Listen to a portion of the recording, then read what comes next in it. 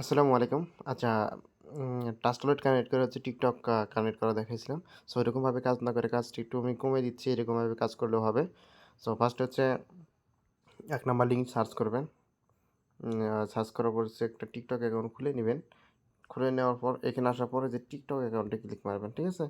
Login with টিকটকে click মেরে একটা টিকটক অ্যাকাউন্ট আগে থেকে খুলে নিবেন। খুলে নেওয়ার পর এখানে ইউজার নেমটা হচ্ছে জিমেইলটা দিবেন। জিমেইলটা দিয়ে হচ্ছে পাসওয়ার্ডটা দিয়ে লগইন করে নেবেন। আমি লগইন করে নিচ্ছি।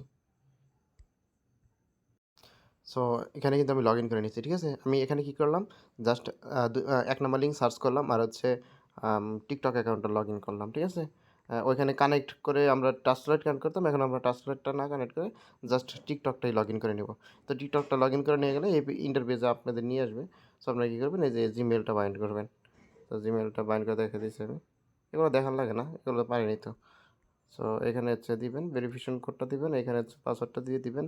আপনাদের হয়ে যাবে। সো এই পেজে থেকে যে আপনারা মেইলটা নিবেন, এই মেইলের পেজে আপনাদের হয়ে যাবে। টিকটক খোলার জন্য হচ্ছে এই পেজ থেকে আপনারা মেইল নিবেন। Tap mail plus.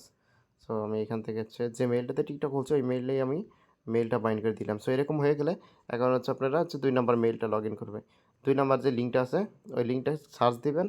আর ওই যে উপরে যে কন্টিনিউ লগইন টিকটক আছে, সো এখানে ক্লিক মারবেন। মারার পরে এরকম হয়ে যাবে।